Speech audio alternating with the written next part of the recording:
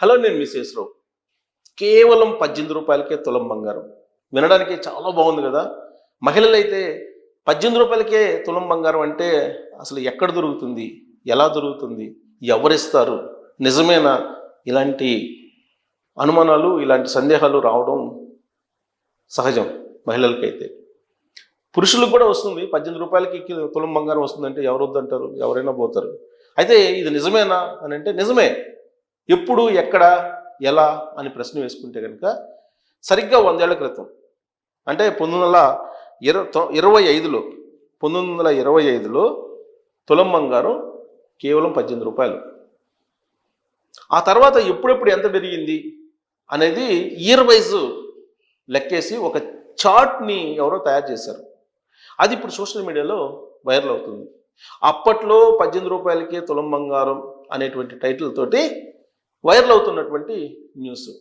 అయితే ఇక్కడ మనం ప్రస్తావించుకోవాల్సినటువంటి అంశం ఏంటంటే 18 రూపాయలు 1925 సంవత్సరంలో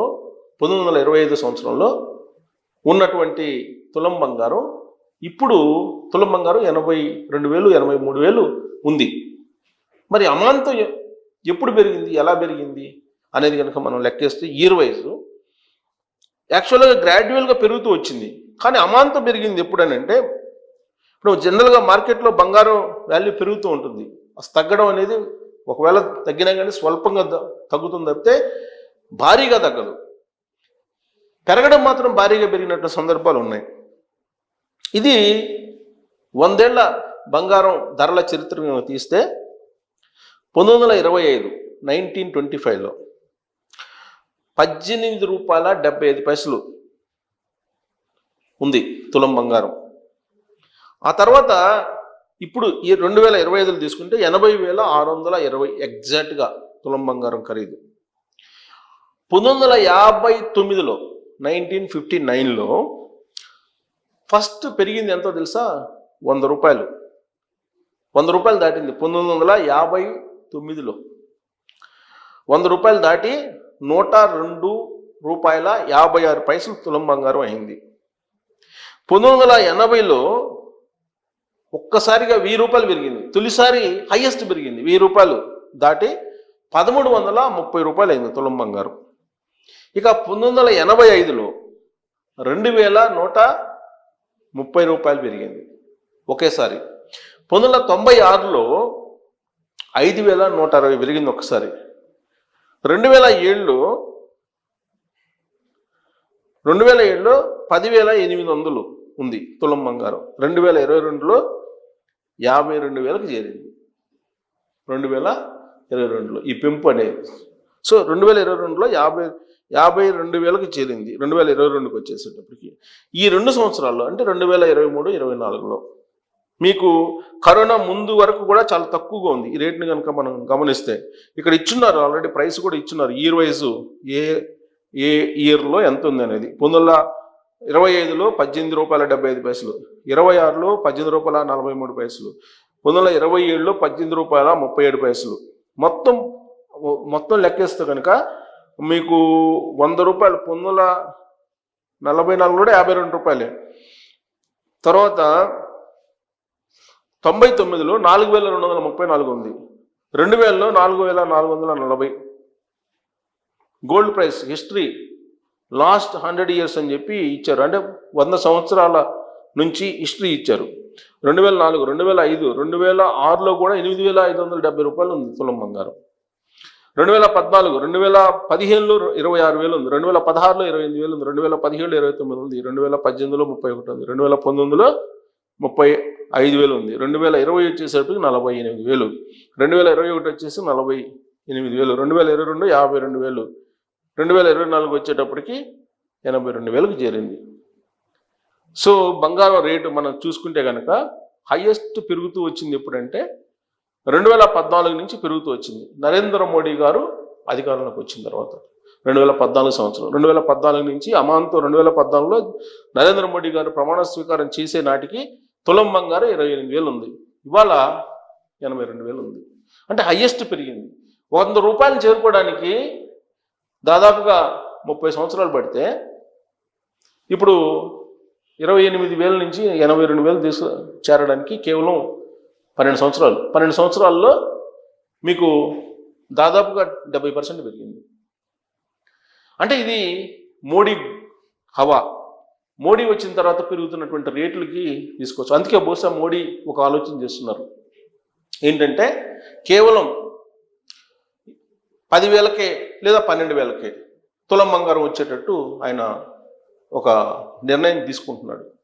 ఎందుకనంటే ఇప్పుడు బంగారం రేట్లు పెరిగిపోతున్నాయి, సామాన్యులకు ఎవరికి అందుబాటులో లేవు, మధ్యతరగతికి కూడా అందుబాటులో లేదు.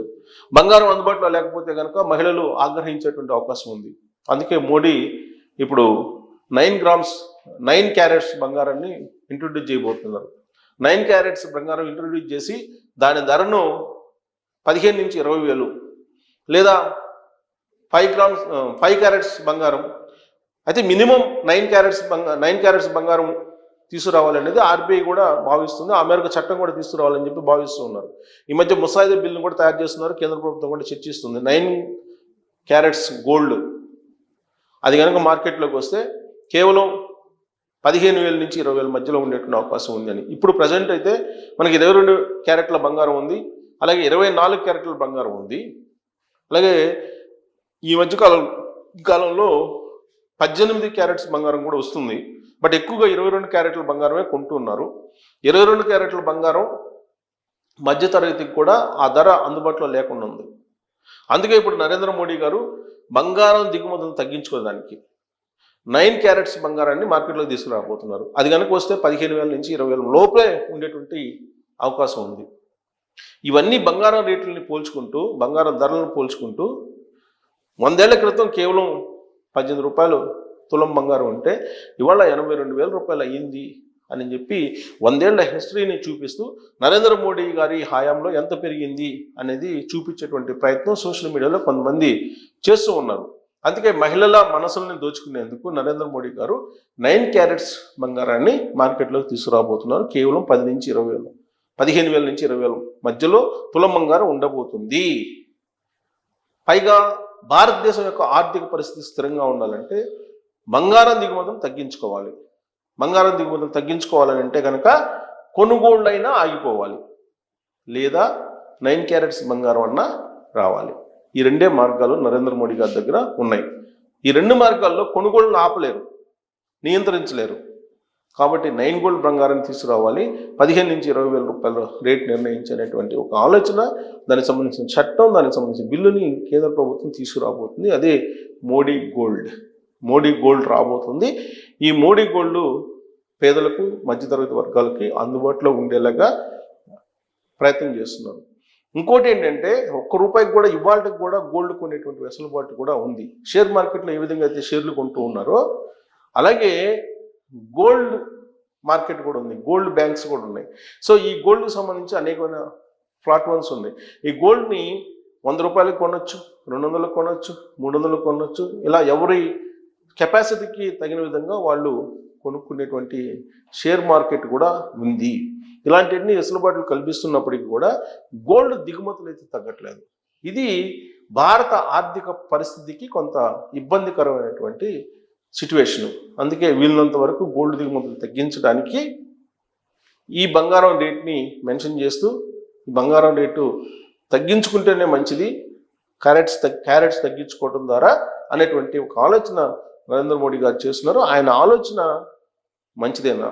భారత ఆర్థిక వ్యవస్థకి మంచిదా, లేదంటే మహిళలు 9 క్యారెట్స్ బంగారానికి అసలు ఇంట్రెస్ట్ చూపిస్తారా ప్రత్యేకించి? దీని మీద కామెంట్ అప్పుడు మీ అభిప్రాయం తెలియజేసి థ్యాంక్ యూ వెరీ మచ్.